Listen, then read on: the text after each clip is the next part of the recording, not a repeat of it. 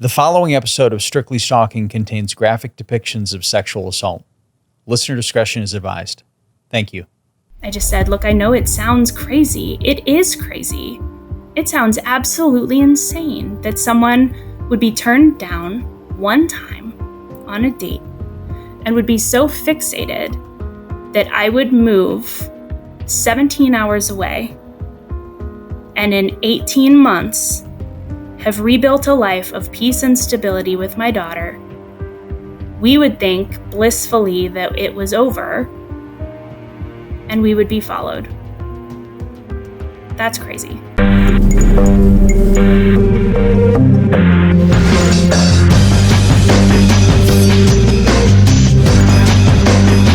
Jaimie Beebe. And I'm Jake Deptula. On today's episode of Strictly Stalking, we're chatting with a survivor who's chosen to go by the name Justine for the safety of herself and her daughter. Justine reveals that after she turned down her coworker for a date, he followed her home and sexually assaulted her. She turned to the police, who accused her of false reporting, then had her committed for psychiatric evaluation as an emotionally disturbed person. Justine lost custody of her daughter, left her job, and fled to a new apartment for protection. She began receiving threatening emails about herself and her daughter being watched, with references to her previous sexual assault. She found herself being stalked by the man who sexually assaulted her.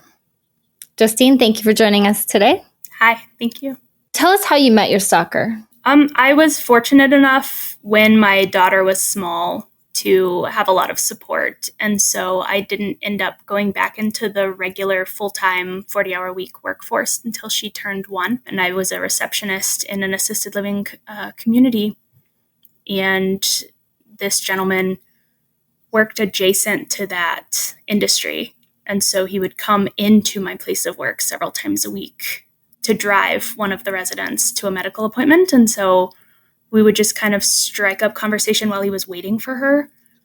And there wasn't really anything that alarming about it. It was just that killing time banter about traffic. It was joking, and until it wasn't. There wasn't really anything that remarkable about it or about him at first. Just a lot of witty banter. What was your first impression of him? Were you possibly interested in dating him? He was nice. My first impression of him was that he was funny, like witty. He made me laugh. There was no interest. I'm a lesbian. So like I can tell you that there was a 0% chance of interest in that regard. I think probably interest in friendship, maybe. Not really a drive to pursue anything outside of work, for sure. Just, oh, he's here. Like, haha, I'm ready to laugh this morning. He's got a story of something that so-and-so said or did, or something he saw on the way here. Like, I'm ready to hear it. When did he try to take the conversation to the next level? I can honestly say that probably long before I noticed it. I was probably really oblivious to that, especially being the mom of a toddler at that point. I could not have anticipated that he would be flirting with me. So I don't really know when things started to get flirty initially. I know that he asked me to a Halloween party. And that is when I said, oh, hey, I'm really flattered, but no, I actually bat for the other team. But the conversation had already shifted for me tone-wise. When I made a comment about being tired, and he played on that and said, well, yeah, you look like crap. And I said, well, my kid didn't sleep very well. And he shifted the dynamic by saying, well, you have a kid, like you're kind of young to have a child. And then he started asking a lot of probing questions about my daughter. And that sent up flags for me, not in any way thinking I was in any jeopardy, but just, why are you so interested in her? Why are you interested in knowing if she has a dad, if her dad is around, if I'm doing this alone? Because he was asking if I had a lot of support, or where's my mom, or where's her dad, or who do we live with? Who's helping me with the baby at night? And that sent up my hackles, and I shut the conversation down pretty quickly thereafter. So when he came swinging out of left field with come to a Halloween party with me, I was just like, absolutely not.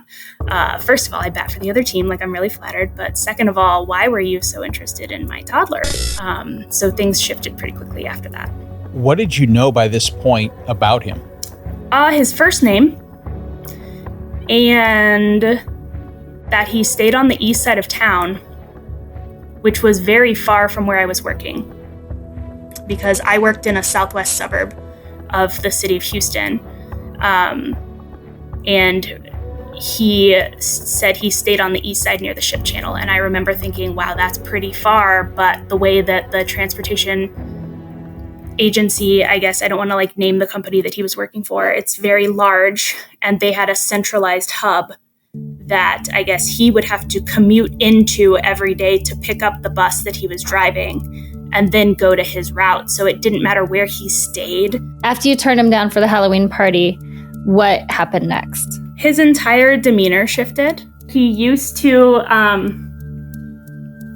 come to the lobby and sit in the one chair that was situated next to my desk in the reception area. He would choose to sit opposite that, across the room, to wait.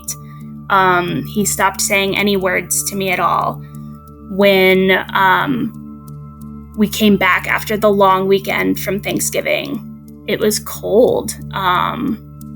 There were no words at all. And so I let it lie, because I was just like, okay, there was some kind of disappointment. There was some kind of hurt feeling here. He had a lot riding on that. We spent the entire month of November in complete silence. I'm not going to poke at it because I'm not really interested in pursuing a romantic relationship. It sounded like I missed whatever was going on here that he thought I was. That's fine. We don't need to banter about traffic or whatever. This is fine. Let's just keep it 100% professional. No talking is better than awkward forced small talk in my book. He didn't say a word to me until the morning of December 20th. I recently got my hair done and decided to splurge and buy some shampoo my girlfriend recommended, but it just didn't do it for me. Before that, I'd been using the same shampoo and conditioner for years. I needed to try something new that's just as unique as me, so I tried Function of Beauty. Function of Beauty is hair care that is formulated specifically for you. No matter your hair type, they create shampoo, conditioner, and treatments to fit your unique needs. How unique, you ask? Function of Beauty has over 54 trillion possible ingredient combinations to make sure your formula is as unique as you are. Here's how it works. First, you take a quick but thorough quiz and tell them a little about your hair. Next, Function of Beauty's team determines the right blend of ingredients, then bottles your custom formula to order. Then they deliver your personalized formula right to your door in a cute, customized bottle with your favorite color and fragrance. They even print your name on it. I love that I could even choose the color and fragrance to my liking. Plus, their formulas are vegan and cruelty-free. That's really important to me. They never use sulfates, parabens, or any harmful ingredients. Function of Beauty is not just the first ever custom hair care brand. It's the internet's top-rated customized hair care brand with over 40,000 real 5-star reviews and counting. They definitely got a 5-star review from me. So what are you waiting for? Go to functionofbeauty.com/stalking to take your 4-part hair profile quiz and save 20% off your first order. Go to functionofbeauty.com/stalking for 20% off to let them know you heard about it from our show. That's functionofbeauty.com/stalking. And what happened that morning? He came in and told me that my shirt looked like a candy cane. And the shirt that I was wearing was white and gray horizontal stripes, and I was wearing jeans that were a little too snug. They were pre-baby jeans. And I remember being self-conscious that morning about my outfit in general. And so I was irritated that the first words this person was going to say to me in like 6 weeks was to tell me that I looked like a candy cane and laugh about it. And I didn't know it then, that he was going to follow me home on my lunch break and rape me. And that was going to be the day that he chose to break his self-imposed silence to insult what I was wearing. Like, it was very catty for a grown man. And I just remember showing my irritation and like flouncing around the office. Like going to fill my coffee mug and just like rolling my eyes and being like, wow, like that's what you're going to choose to say to me today, was like, you look like a candy cane. And it wasn't said in like a, oh, that's cute, you look like a candy cane. It was like, you look like a candy cane. And I've played that moment over in my head quite a bit of just like, he knew that morning what he was going to do. Did you normally go home on your lunch breaks? Do you think that he knew that? I did. I went home every day because I lived very close to where I worked, and I chose to go home because at that time my daughter was 16 months old and I was pumping. And it was easier to just go home and pump on my lunch break than to fight for a clean place to pump. So I went home on my lunch break, and the way you respond in trauma is always just fascinating. I had taken longer than 30 minutes, and I remember panicking. And so I called my boss to be like, I don't think I'm going to make it back today. Sorry. And then I went to the emergency room. I drove myself. I didn't call 911. And I walked in and said, I've been sexually assaulted. I need a kit. And they called the police. And I didn't tell my boss, like, who or what, or like, I just said, I'm so sorry. It's now 2:00. I'm late and I have to go to the hospital. I'm sorry. Because I didn't want to get fired from my job. I needed it. And the police came, and I hadn't stopped to look in the mirror or really notice myself. I was just in shock. And the responding officer, I will never forget, came in and looked me up and down and was just like, I don't really understand what we're doing here. Aren't you into that? Because I have a history of depression and non-suicidal self-injury, and I had some scabs and scars on my arms and legs, and he was just like, this is par for the, like, you must like this. And so and the other officer came in and heard my statement and said, this kind of thing doesn't happen in real life. This is what you see on TV. Like, I don't understand what we're doing here. This is just crazy. And I don't remember what I said in response, but eventually those two left and the actual detective came. He said, I don't care what your history is. You could be a convicted felon. You don't deserve to be treated that way. And I'm going to investigate this. And I was like, thank you very much. And I had the kit done, and it took 14 hours. They never processed it forensically. I didn't go back to work, obviously, that day. I had to call someone to pick my daughter up from daycare because daycare closed at 6, and I was in the ER for 14 hours. I got to her at my friend's house at, I think it was 6:00 in the morning. So it was an additional 12 hours after daycare closed. And the investigation, I use that term very loosely, started. They called me in probably 6 different times, rapid fire, like days apart, to go over my statement again and again and again and again and again. And just, I don't understand, we're missing a chunk here. Can you go over that? Can you walk me through that again? Can you walk me through that again? And they did talk to him. They did. They talked to him one time. And it was to say, no, she was into it. Look at her. She's into it. And they were like, yeah, see, we knew that. And they closed it. They closed it before they called me in 3 weeks later to say, there's just a lot that's not adding up, ma'am. And we're not going to take this any further. And the detective who had been so kind to me in the beginning was trying, I think, to find a really soft way to say it when there was a knock on the door and the sheriff walked in, and the sheriff looked at me, and the sheriff said, I'm going to be real honest with you. You've been jerking my men around. You got about 10 seconds to tell us the truth, or CPS will take your baby away. Is that what you want? And I said, no, sir, that is not what I want. Please don't take my daughter away. I will drop it. And they used that, the recant, where I said, I will drop it. Just drop it. Just close it. To later file charges on me for false alarm or report, which in the state of Texas is a Class A misdemeanor. It's the equivalent of shouting bomb in an airport just to get a rise. They said that I cried rape where there was no rape just to cause law enforcement to respond for no reason.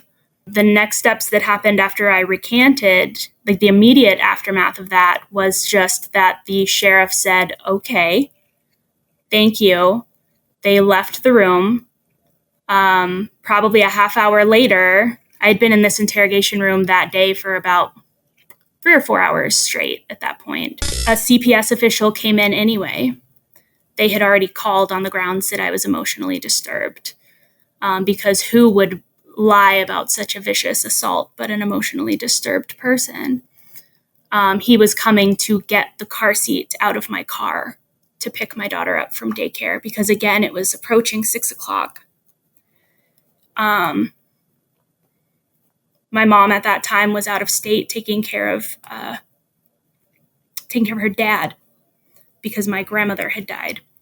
And so there was nobody who could take my daughter. So she was taken into state custody anyway, and I was loaded into the back of a police car and taken to a psychiatric institution on the grounds, again, that I was an EDP or an emotionally disturbed person. And they also tacked on my psychiatric history of depression, attention-seeking behavior, and non-suicidal self-injury, like my scabs and scars that I had presented with in the emergency room.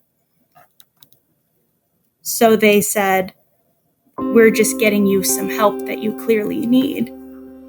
And they took her in the process. I find it so hard to try to come up with new meals to cook all the time, and I hate getting bored with my food choices. So I've chosen Green Chef because they have a wide variety of easy-to-follow recipes with select organic ingredients, which I love. Green Chef is a USDA-certified organic company that makes eating well easy and affordable, with plans to fit every kind of lifestyle. I'm vegetarian, so I order the plant-powered meals. They also have meal plans that include paleo and balanced living. The other day, I made the orange tofu with pine nuts. Delicious. Green Chef does the meal planning, grocery shopping, and most of the prep for you every week. There's a diverse array of meal plans with plenty of options to choose from and contactless delivery right to your doorstep.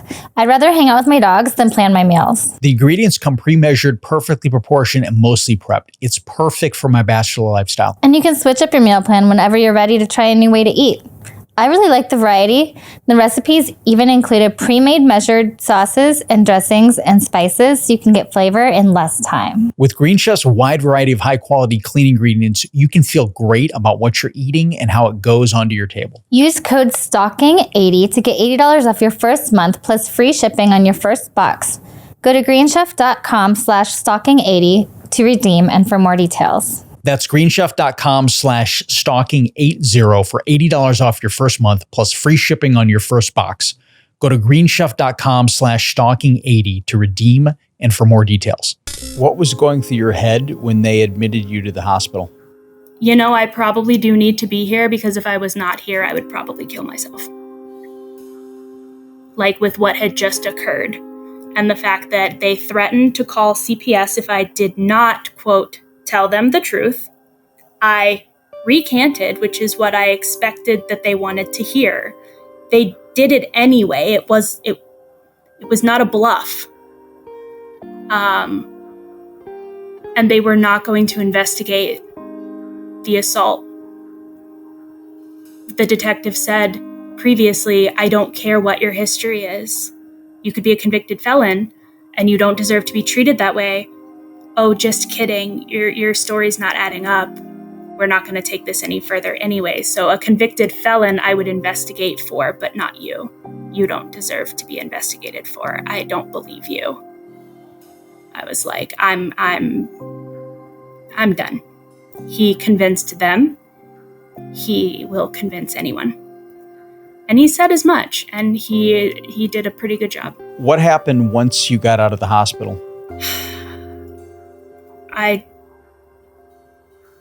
sat kind of stunned for a couple of weeks, I think. First began the process of jumping through multiple hoops to try to get my daughter back. I had to first figure out what the case was against me. As it turns out, the grounds for removal was just that I was being institutionalized and they didn't have a place for her. But once she's in the system, it takes a really long time to reverse that. It wasn't as simple as, oh, mom's out, she can go home now. I had to go to parenting classes. I had to get those signed off just so that they knew that I knew what I was doing. They had to get letters from any treating professionals who had treated my depression and anxiety. And at this point, now diagnosed PTSD, which added a wrench to it because they were like, well, now she has PTSD. They treat, at least the CPS caseworker that I had worked with, treated PTSD like a loose cannon of a diagnosis. Like, well, mom's going to just snap. And it was a mess. So I had moved into our new apartment because I could no longer live in the house that I was living in when he raped me. I couldn't set foot in there alone anymore. I couldn't bring my baby home in there. We moved into a 1-bedroom apartment. The banks of the Ohio River keep secrets and stories that often get overlooked, but not anymore. Join Nate and Devin as they dive into the dark, strange, and sometimes unexplainable happenings from Pittsburgh to Paducah and beyond. In episode 1, they explore the stalking of a presumably normal Ohio family. At first, it just seems like a prank, but it quickly turns into a violent nightmare. Season 1 is out now. Listen and subscribe to Mysteries of the Ohio Valley on your favorite podcast app. When did you realize that your rapist was stalking you? It took me a while. I don't know if it was willful ignorance or just dissociation. When CPS is involved in your life and you are a mom who has just gotten out of the psych hospital, there is this overwhelming obligation to have everything together. I had, at that point, left my job because it wasn't safe. I had moved. I was trying to have everything unpacked and everything put together because I was under the impression, I think initially when I got out of the hospital, that it would be a home visit or two with a caseworker and then she would come home. I was very wrong, but at first I was like, okay, well, everything has to be unpacked and put together within X amount of days. And it was just this overwhelming amount of pressure. And so I didn't notice if I was being followed in a car or that I was getting these hang-up calls from an unknown number. I didn't notice until I started getting these texts from an unknown number that were pictures of me that scared the daylights out of me. And then the emails came, and the emails were also containing graphic pictures. And the emails contained this like graphic language, sexual graphic language, and friend requests from these fake accounts that I was, this is happening. This is really happening. Like, this is actually happening. Were they pictures that were easily found online? Were they pictures that somebody would have taken? They were pictures. It was not the like, oh, this was taken with a telephoto lens while I was doing my grocery shopping. It was, this was taken with someone's like crappy cell phone camera, presumably from the parking lot of my apartment complex. Eventually it became, I knew he took this because he took this while he raped me.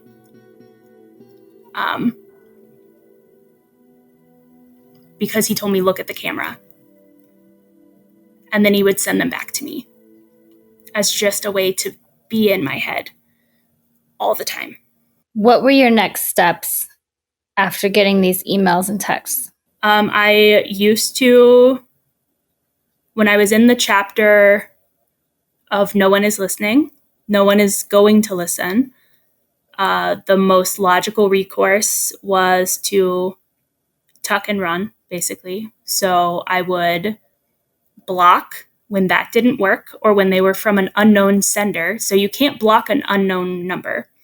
That is virtually impossible because, especially on an iPhone, you have to know the sender to be able to effectively block it. So I would just change my number or abandon entire email accounts and make a new one. Or if that didn't work, get an entirely new phone. Or if that didn't work, get a new phone and phone number and change carriers. Or if that didn't work, not have Wi-Fi, not have a smartphone. Or if that didn't work, have a new number on new hardware on a new carrier and at least 3 Gmail accounts with at least 3 associated Google Voice numbers that I could use at any time if any other number became compromised.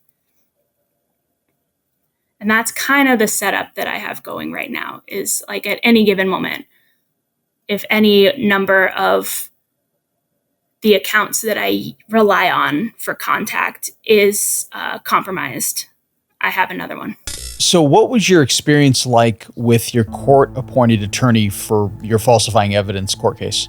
So in 2014, after a while, I did not hear anything back about the false alarm report.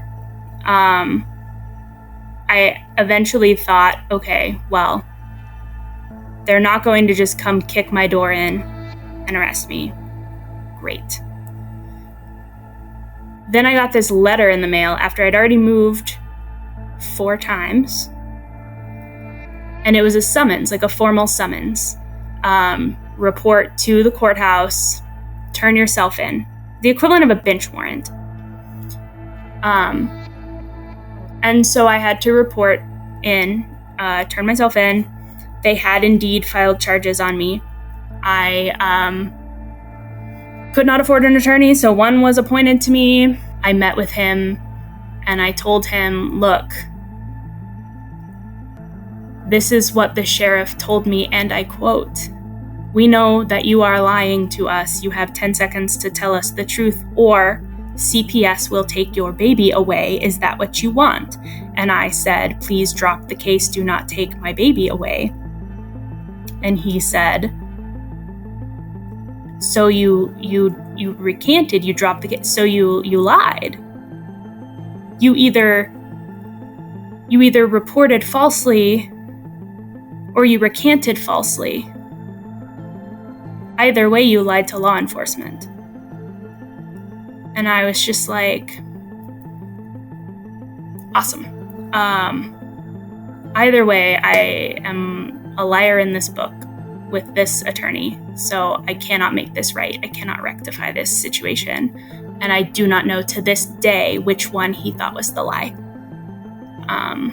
If the recant was the lie, or if the rape was the lie. His course of action in how to handle the case was to just reset the case as many times as possible. Each time you reset the case, the prosecution comes back with a better deal. At the time, they were seeking the max for a Class A misdemeanor in the state of Texas was up to a year in jail and a hefty fine. And they were seeking a year. He tried initially to get it moved to mental health court because they were like, he said, you had her committed. Like that day, you had her committed. So why is this not in mental health court? If you thought she was an emotionally disturbed person, shouldn't this be in mental health court? And they said, no, she knew what she was doing. And he was like, okay, I won't fight you on that. And so he just reset it. And I think we went to court 4 or 5 different times until they came back with, you know what, a year deferred adjudication, which is fancy speak for 12 months probation. And at the end of the 12 months probation, it's like a not guilty. But what they don't tell you is that stays on your record for 7 years, that you had a deferred adjudication and 70 hours of community service to be served at the Women's Center in that county so that I could see the effects that real victims had to go through. Within the year between the assault and the court appearance, while he was escalating and sending texts and emails, what else did he do? So within the year of 2014, so the case flipped over for the December assault by mid-January. So the investigation lasted 3 weeks, and I was out of the hospital by late January, had moved fully into a one-bedroom apartment and was thoroughly entrenched in trying to get my daughter back. And in May, I was assaulted again. It was an escalation from the first, but he was angry. He was mad that I had even gone to the police in the first place, and that I had moved, that I had told people at all what was going on. He thought it was kind of funny that I thought that I could tell people, and made it very clear that he knew how the case had gone, and made it very clear that no one was going to be able to touch him, and that no one was going to listen. So what did I think I was going to get out of that? And that he owned me. And I think that's what kept me, not only the fear of not being able to get my daughter back, of impacting the case, but that kept me from going to a hospital even. Like I didn't get any medical attention. I didn't get a kit. I didn't do anything because I was afraid that he was right. And I was afraid he would know. And I knew at that point that he was watching me. And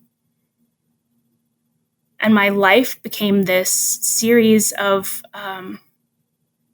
existing in my own space, like my own house, in the least offensive way possible to him. No, I don't want to have any friends over. No, I don't want to do anything that's going to attract any attention. No, I'm going to just come and go as quietly as possible. I'm going to dress and in ways that are not inflammatory in any way, shape, or form. I do not want to attract any kind of attention. I will not go out after dark. And so by the time I got this letter summoning me to appear in court, I was just like, well, there's not really a whole lot I can even say. I had these fantasies of going in and saying, Your Honor, like, this is all a big mistake. He's still hurting me. Or going in and saying, like, Your Honor, the police messed up. Like, they messed up. Reopen the case. They never processed the kit. They came in with a bias. They did it wrong, sir. Like, they didn't listen to me. You have the power as a judge to fix it. But I never did. I let the attorney be the only one who ever approached the bench. I sat quietly. I never contacted a victims' rights group. I never contacted anyone that could have spoken up on my behalf because I was so scared. I was just unbelievably scared. And I thought I was doing everything wrong. I thought every single thing that I was doing by, rocking the boat, by being out after dark by myself, by wearing something, saying something, doing something that made him angry, or drew his attention, or like I would get emails if I walked outside in the morning that was like, I like that lipstick. Are you wearing that for me? That bra makes your tits look good. I like your hair that way. Your hair would look better with my fingers in it. Like things like that would it was psychologically so damaging. I was not okay. And it kept me in a state of freeze. Like I could not change anything. What were your next steps after you finished your court-appointed work at the Women's Center? Like the local Women's Center had picked up my case in late 2015 when I called the hotline because I was going to end my life at one point. And so I called the hotline in November, and they picked up my case, and the advocates there were incredible. And they were the ones that convinced me to start seeking medical attention again. And they were the ones that talked me down off the ledge and said, hey, you can seek medical attention without law enforcement being involved. Like, you can go to a hospital, you can get forensic kits done without law enforcement being involved. That was around the time that people started saying, have you thought about leaving the state?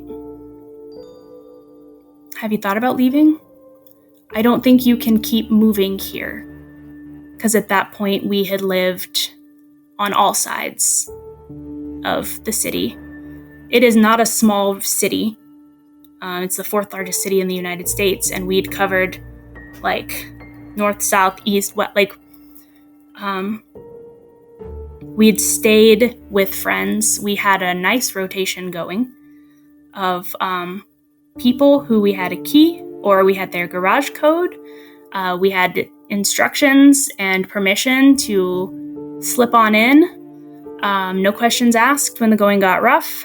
I had go bags in our car, just in case I ever came home and saw something was out of place, or for whatever reason, it became apparent, like, we can't go home. Once you finally decided to move out of town, how did you reach out to begin building your case against him to fight him again? I started compiling everything that I had.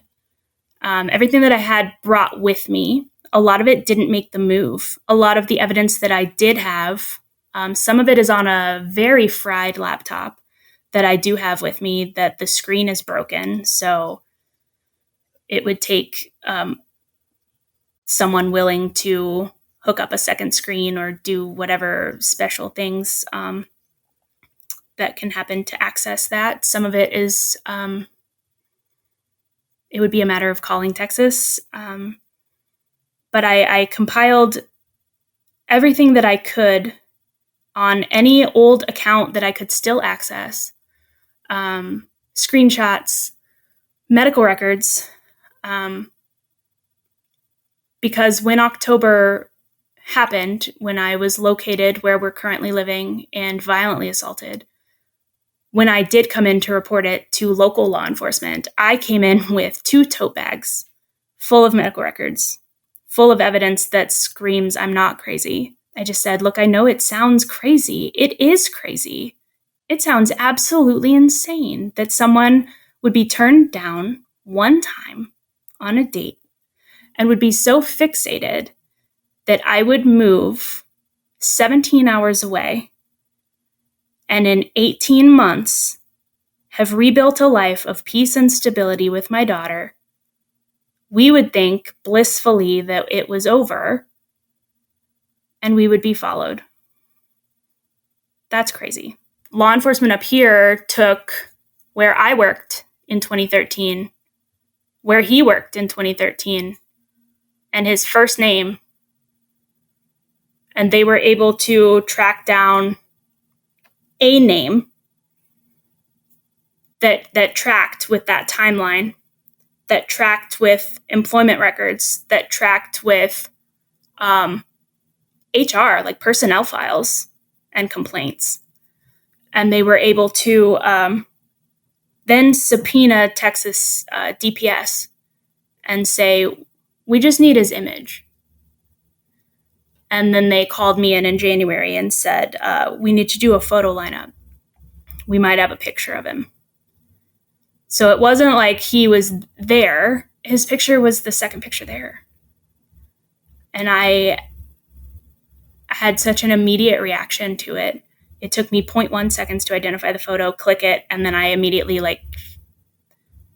had to step away. And for it to hit me the way that it did, that in over 6 years and multiple attempts to have law enforcement listen to me, it dawned on me right then and there that that was the first time any agency in any jurisdiction had ever asked me to identify my rapist.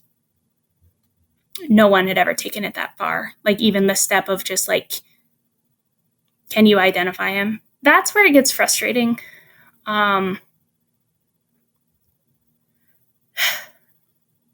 Because of the jurisdictional issue, because of where I live and where the crime occurred and where he is, we'll say a dozen last known addresses. And because none of them are here, the detectives are reliant on that other jurisdiction to do a lot of the legwork of sussing out where the suspect is. And that other jurisdiction, not to throw too much shade, but is not interested in helping because it's not their case. And so they have not been returning very many phone calls. They have not been interested in locating the suspect for my detectives. And my detectives are not at liberty to just travel down there on a wild goose chase and knock on a whole bunch of doors to try to locate him. Because they really feel like with such an interstate distance, they only get one shot. Because if he finds out that they are coming, he will run. So they really need some help and some cooperation, and they're not getting it. And so we're just kind of stuck. And that was 7 months ago. And when was the last time that you heard from him or saw him or had contact with him? I was sexually assaulted for the second time up here, May 23rd. That was the first time in all of this that I have successfully completed a 911 call.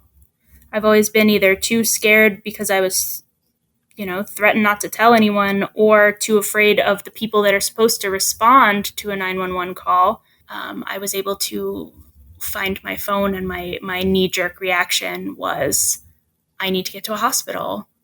How can I do that? I can call 911. I have a civil no contact order, and the advocate and the detective and everyone said, with this civil no contact order, if you even think you see him, call 911. So they told me that multiple times, and I guess it stuck. So after you called 911 this last time, did you go to the hospital? Did they come get you? I did, yeah. I listened back to my call, which was 15 minutes long. 911, what is the address of the emergency?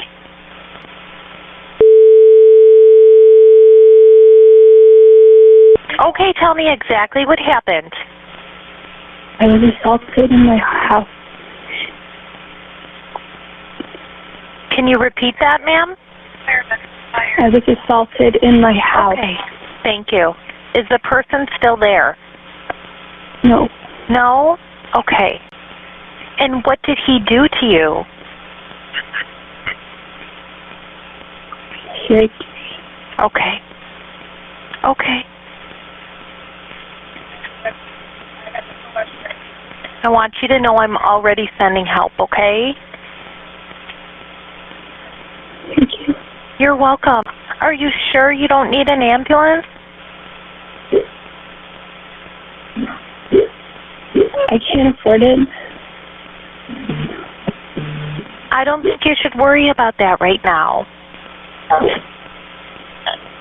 Are you injured? Because if you are, I want to send you help. I want to send you someone that can check you out. I'm bleeding. You're bleeding? Where are you bleeding from? My face and neck. Your face and neck? And I kept telling her no thank you when she would say, do you need me to send the paramedics? Do you need an ambulance? And I'd be like, no, I'm okay, I'm fine. At one point I told her, no thanks, I can't afford one. She was just like, I really feel like you shouldn't be worried about that right now. And that's when I was like, oh, I'm actually bleeding. Like, I'm bleeding from my neck. Like, I had sustained a small laceration to the neck. And I was also bleeding from my nose, but that was like minor. She was like, okay, so I'm sending paramedics. And they did. They took me to the hospital. My neck was actually minor injury. I was actually severely concussed. And I'm still 12 weeks later in like neurovestibular PT, and I'm experiencing some like little brain injury things, like a lazy eye. When you were at the hospital this last time, did they give you a rape kit? Yes. It was definitely a different experience in a pandemic, because it was me and a nurse in a mask and a cop in a mask, and I couldn't read anyone's facial expressions, which was like its own fresh hell after you've been disbelieved by law enforcement and you like can't gauge anyone's facial expressions. Both kits actually are at the state lab. Neither have been processed to completion because everything is moving on COVID time. So the kit from May and the kit from October, I did find out that they are hopefully pushing them both through simultaneously because it's the same offender. So the rushed kit from October that is still not processed in August, they're just going to kind of buddy the one from May with it and skip that one to the front of the line, allegedly. Do you know where he is now? I don't. I have no idea. Do you fear for your life? I do. I worry. That's part of what gets so exhausting about. I knew going into it that these cases are a marathon, they're not a sprint. The justice system is exhausting. I knew that. I missed out on that through being disbelieved and shut down so quickly. And I think I forgot that when I was finally listened to. I get worn out very quickly, and I have to tag in the advocate at the Rape Crisis Center. I have to call her and be like, passing the baton, I can't follow up on this. I need you to make these calls and follow up and find out. Because after the third or fourth call that you're putting in I'd say I call them every 2 or 3 weeks to say any news, any word, anything. And after the third or fourth, no, we have nothing. We'll call you. We'll call you if we have anything. Please stop calling us. Like, I'm going to keep calling you because that's just what I'm going to do. It's important to me. I'm scared. Every single day that goes by, given the pattern of behavior, is another day that I'm afraid that, like, it's going to happen again. Like, he doesn't just stop. This doesn't just stop. What do you want people to know about your experience? Why do you feel the need to come forward? I think what I've been really struck by through all of this is that it's a unique experience and it's not a unique experience. And trauma is not a unique experience. Everyone around me has experienced some form or fashion of trauma. Stalking is and is not a unique experience. I have just found so many people that have misgivings, I guess, about what stalking is, about situations like this, and about the magnitude and the reach of what a situation like this can do to a person. And that's why when I first learned that this podcast even existed, I was just like, God, this is going to be so good for so many people. What I wanted to share, I think, first is that this kind of thing happens, that I'm not crazy. That was the most important thing that I needed to get out there. It is happening. It's happening to us, to me. My daughter's life has been like irrevocably changed. She is 8 years old now. This has been her life since she was 16 months old. She has had to move more times than is fair for any child. This year she starts 3rd grade and she gets to stay at the same school, and it's great. And then the other thing that I thought was really important to share is that stalking is not only is it underrepresented or underreported, it doesn't have a place. When my daughter and I moved across the country, we were turned down by 37 out of 38 agencies, resources, for the purpose of giving women and children who were fleeing dangerous situations a fresh start. We were denied because my abuser is not my partner. My abuser is not my husband or her father, or it's not domestic violence, even though it is violence that has infiltrated our home. By law, because he's not my partner, it's not domestic. So they could not take us into their shelter or their rehousing program or offer us resources because stalking and rape doesn't count. And the rape crisis centers don't have shelters or rehousing programs. And so we were just falling through the cracks constantly. What do you want to see happen to him? If I thought it would be possible, I would say rehabilitation. I would like to know why. Like, what went wrong for you? What drove this behavior? But I don't know that that would be possible because the level of compulsion and the level of violence tells me, and the level of comfort in breaking and entering that I've encountered just told me that I'm not the first and I'm not the only. And so it's just unlikely that it's only me. And then it's likely that if given the opportunity that he would stop. And so ideally, they're able to locate and arrest and appropriately sentence and bring to justice, whatever that looks like. What's life like for you now? Currently, in this immediate now, it's a series of medical appointments. It is staying afloat, working from home full time.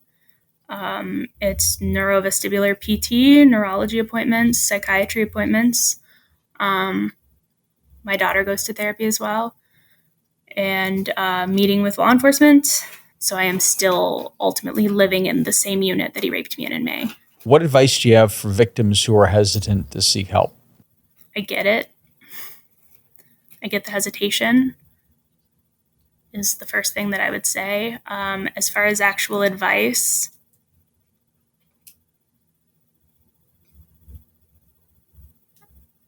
I would say start with someone that you trust in your day-to-day life.